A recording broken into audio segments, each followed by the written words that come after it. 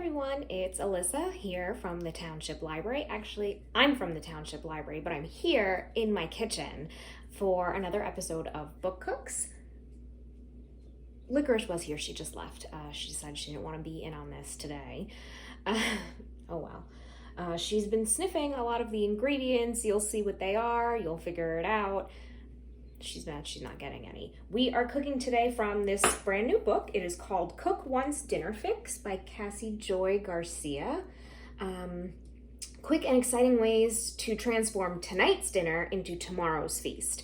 So I like this book. I bookmarked a couple of things, including today's recipe, but a couple of other things for myself, because the whole point of this book is that, and this is perfect for people like me who maybe batch cook or cook very large portions of things at the beginning of the week to make meals easier, right? It's so much easier if I already have my food cooked, but maybe partway through the week you get bored or you want something different, or maybe you're cooking for your family and they don't want to eat the same leftovers all the time because maybe they're sick of it. Licorice is letting me know that she's mad. So you cook, each recipe is bundled into two parts, meal one and meal two. Meal one, you start, and then she'll give you she'll say like, reserve this for meal number two, or this will be for meal number two. Or in meal number two, she'll say, use whatever leftovers you have. So it's something as easy as maybe cooking a whole chicken, and then for meal number two, you save some of the white meat to make enchiladas or something. I'll show you around the cookbook in a little bit, but we're gonna get started. You can see I've already kind of started here because it takes a while. The recipe that I am making today is the Ricotta Stuffed Eggplant, which can turn into the eggplant pepper skillet. If you don't like eggplant, you can make this dinner series with portobello mushrooms instead. There are all sorts of different tips that she puts on the pages. Sometimes she'll tell you how to make something dairy-free, how to make something gluten-free, how to make something vegetarian, and then you go on to the next page. Did you see that? That's the second time that's happened this week where a bird has decided to come right through my windows. I guess my windows are clean. So, for meal number one, we're prepping the eggplant, and it says meal number two, you need to use 4 cups of eggplant flesh, which is reserved from meal number one. So what I did to start today is I halved a nice sized eggplant and I scooped out, I'll bring you closer, come here.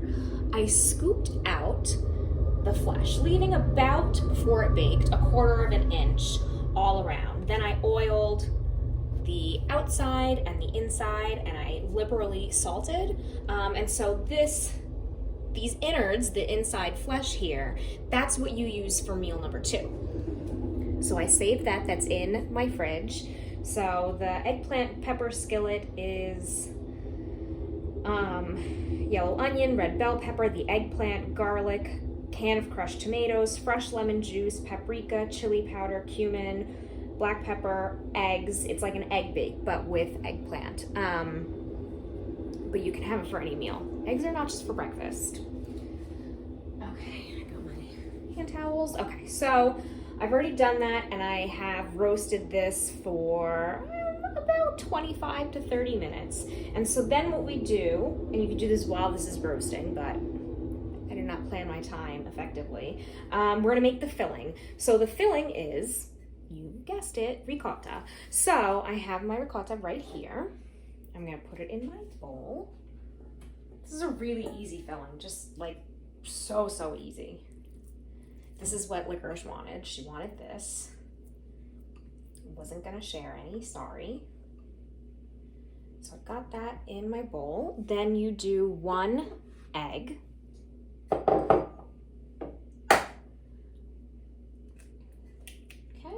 That. Let me wash my hands and get the spinach from the microwave. You can use frozen spinach. This book is full of easy shortcuts. You don't need to use fresh spinach and steam it. Not that that takes any more time, but you can also use jarred sauces, cans of diced tomatoes, and everything is still really fresh and healthy, but you don't need to do it completely 100% from scratch. I like that about this cookbook. So here's my frozen spinach that I've microwaved and thawed out. And I'm just going to, right off camera, give it a good press and drain out any of the liquid, because we don't want that to loosen up our filling so much. So let me just go drain this for a second. So I just got rid of as much of the liquid as I could. So I'm gonna put that in here now.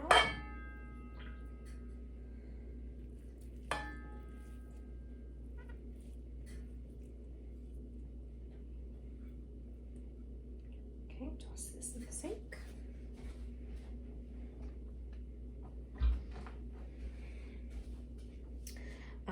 And some salt. And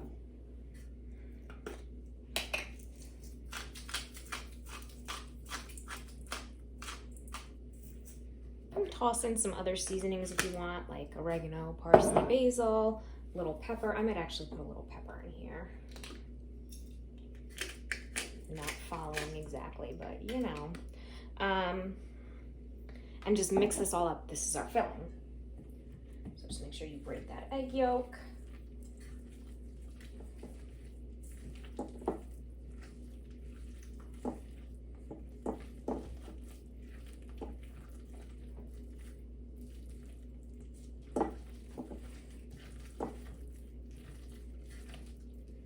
So this is the amount for 2 eggplants. I have another eggplant. I just didn't prepare it because I could have done it. I should have. I was just kind of in a rush this morning. So I'm gonna reserve this in the fridge and finish cooking it for dinner.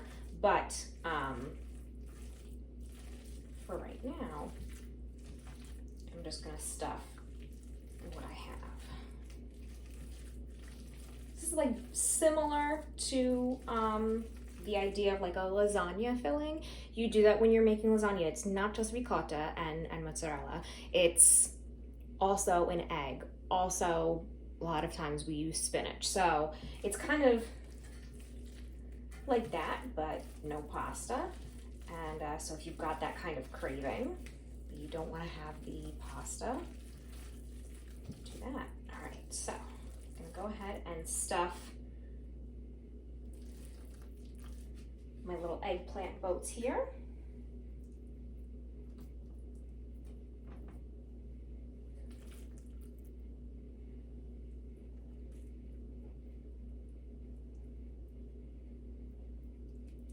So again, this recipe is supposed to be double this. So if you are cooking for yourself all week, which is what I'm doing, so like this is for lunch today and dinner tonight, and then I'll make the other half fresh for the next few days of the week. Or if you just have a family, you could also, if you have kids, like half of this is great for a kid, right? You don't need the whole thing. There's plenty of servings. There's plenty of servings here. So this is a nice size recipe and it's easy. You get a lot of batch cooking done with this book. So as many of you know, I love to cook. Cooking is totally my thing. I cook for myself all the time. I don't really eat processed foods. So I'll put this in a Tupperware and save this for tomorrow. So a book like this is really useful for me because it's just all about big batches, and then what do you do with your leftovers, or how do you extend it further? Okay, so then what you do is put the tomato sauce over the top. So again, you can use a jarred sauce, a homemade sauce. Maybe you are cooking tomato sauce from another day and you have leftover. I didn't have jarred sauce and I also didn't have fresh tomato sauce, so I combined some tomato paste, seasonings, and diced tomatoes and combined that all together. Seasoning was key. So I'm gonna put some of the tomato sauce over the top, and then we've got the mozzarella cheese. So here we go. Put this over the top.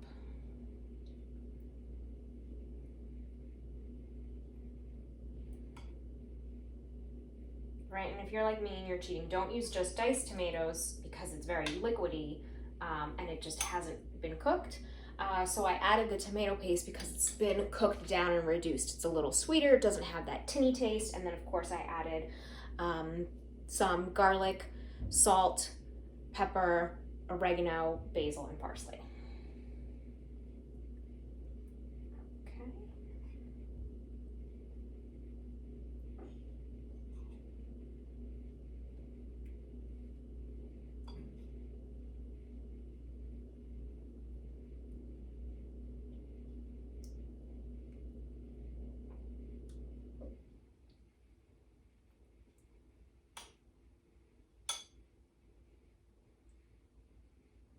Lovely. Okay, so then what you do is top it with some cheese.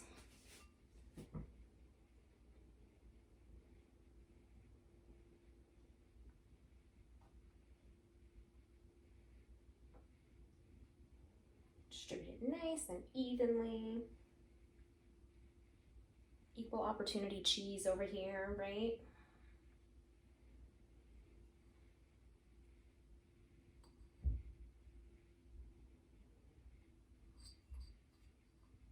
So each eggplant half gets about 1/4 cup. Of course, depending on the size of your eggplant or your love of cheese, you could do more or less. So what I'm gonna do next is I'm just gonna wrap this in some aluminum foil and then put it back in the oven for another 20 minutes or so. Then I will take the foil off and then put it back in for another 5 just to get this cheese nice and bubbly. If you have a broiler, you can choose to broil it at that point if you like to get that kind of brown bubbly on your cheese. That's up to you. So I'm gonna do those steps, covering it with aluminum foil and then removing it and baking it for another few minutes off camera. I'll come back when that's ready to go and I'll show you through the cookbook and then we'll taste it. Pretty excited. All right, I'm really hungry. This cookbook is just one of those kinds of cookbooks that makes me really hungry and want to meal prep and plan all day. So I'll show you that in a few minutes when I come back. All right, see you in a bit. Okay, so the eggplant is almost done. I've checked on it. We've got about 3-4 minutes left. So I'm going to show you the rest of this cookbook so you can get a better idea of the meal 1 and meal 2 kind of thing. So I'll show you another recipe that I bookmarked for myself. Is this dry rubbed barbecue brisket for meal number 1, and meal number 2 is cheesesteak stuffed peppers. So you see how easily you take the leftovers from meal 1 and put it into meal 2. Look at how good that is. So this is meal 1 over here. You make a brisket, and then over here, you use the leftover meat to make a cheesesteak flavored style stuffed pepper. And then this is what I was talking about before. There are all sorts of substitutions and information on the side where she says, make it dairy free. Don't add cheese to the polenta in the first one, and then omit the provolone from your stuffed peppers. Make it grain free and not do polenta at all. You can do mashed potatoes. And you could do cauliflower rice instead of wild rice inside of your stuffed peppers. Make it low carb. And then just different tips depending on how you're cooking it. If you're doing an Instant Pot or not, slow cooker or not, there are just all these little different details because everyone's kitchen is a little different, so it's nice. And then the other one, is there another one that I had? Yeah. This looks great. I love keeping, I always tell you, I always keep some shrimp in the freezer, and that way I can just thaw out small portions when I come home from work and cook it up so quickly. I love that it's a quick cook protein and it's very high in protein, but maybe I want to make like a whole batch, and this is how to reuse that cooked shrimp because, oh, doesn't it not reheat or serve well a second time? Well, here's how you can get around that when you've cooked a large batch. Meal 1 is blackened shrimp taco bowls, and meal 2 is seafood jambalaya. So if you're like, oh man, I cooked a lot of shrimp and now I'm sick of it, because you're like me and you do meal prep once a week, you can make a seafood jambalaya. And again, on the side, how to make it gluten-free, how to make it grain-free, make it low carb. And then it does say on the side here, it has a dairy-free option, egg-free, gluten-free option, grain-free option, low-carb option, and it's nut-free. So that meal looked really good. It's the time of year coming up where a lot of people may be celebrating holidays that involve cooking turkey. So whether that's Thanksgiving, Christmas, any big family get together where maybe you do have turkey. We don't have turkey on Christmas. We're Italian. We have ham. But for Thanksgiving we do. But it's a very small number of us. So what do we do with all the leftover turkey? There are some great turkey recipes in here as well. A roasted garlic turkey breast with lemon dill quinoa. And then what do you do with the leftover turkey? You make a spiced turkey potato soup. A chipotle maple turkey bake with sweet potatoes. You can turn that into a southwestern turkey casserole. And then maybe you just have leftover turkey. Maybe you made the turkey and you guys barely ate it because you filled up on appetizers. You can make Asian-inspired lettuce wraps with rice noodles with your leftovers, and then even further, you take what you have there and you make a turkey taco casserole. They're just all different ways to utilize your food. And so it's a really, really cool book. I just love the whole layout of it. I think it was a great idea. Okay, so I'm gonna put this to the side and I'm going to grab my eggplant and show it off. Come on out, friend. All right, it smells amazing in here.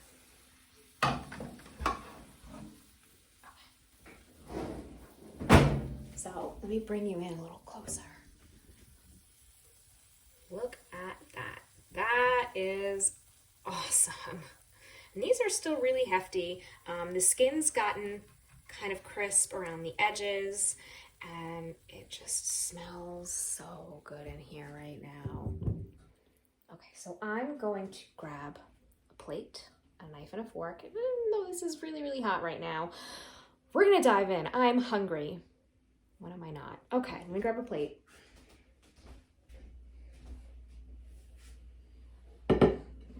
So this is not my main dish. I eat meat, there's no meat protein. The ricotta actually has a nice amount of protein in it. So if you're vegetarian, this is great for you. This is also just a great side dish in general.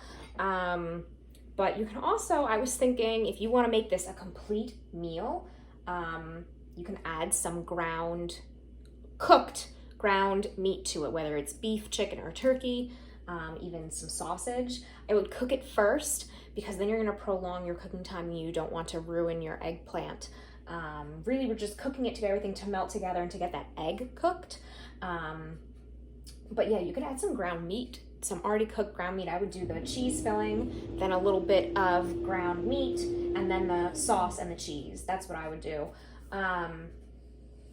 Or you can do what I'm doing. I have some chicken already cooked on the side. So let me scoop up one of these. I'm just gonna do half. Okay.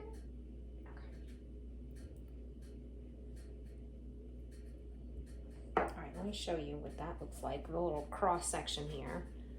Look at that. Oh, this is amazing. Smells awesome.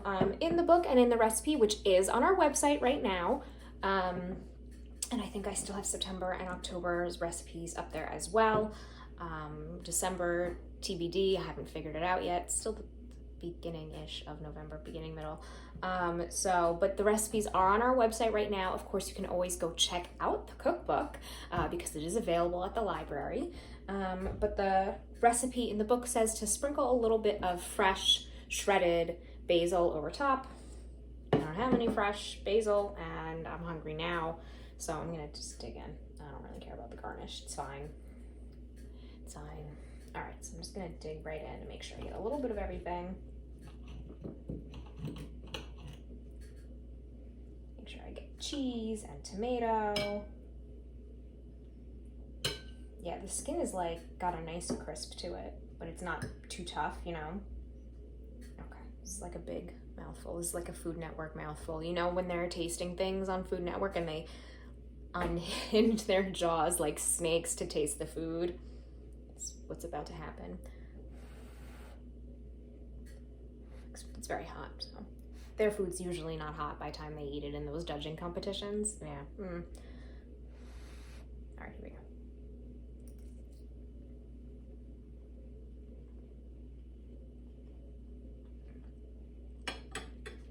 Very hot, but this is a good, wow. This is delicious. Absolutely delicious. I think a lot of it will come down to your sauce. How is your sauce seasoned? I have great seasoning in my little sauce that I made up on the fly. You know, make sure that you salt your eggplant and your cheese mixture just to bring out those flavors, because I can taste that the salt is making a difference, because there's just like a little pop of, I don't know, just like that savory brightness that salt will do to enhance your flavors. Cheese filling is delicious. The spinach is great. And the eggplant itself is cooked so nice. It's nice and soft. It's just like almost melting. It's so, so good. This is amazing. This is delicious. I 1,000 times would recommend this over and over and over again. I'm gonna go heat up some of my chicken for the rest of my lunch. Again, this recipe is on our website, on the adult page. Scroll down to our regular programs and you'll see book cooks. It's on there, or you can just come grab the book. Cook Once, Dinner Fix by Cassy Joy Garcia. Okay, that's it for me for today. I will see you all next time that we cook together, which we've got our Spice of the Month Club, Spice of the Month kit, Spice Up Your Kitchen. We have that coming up soon, so I'll be cooking something then, and then we'll do more book cooks in December and another Spice Up Your Kitchen kit. So be on the lookout for all of those things, and come say hi to us in the library. See you all soon. Bye.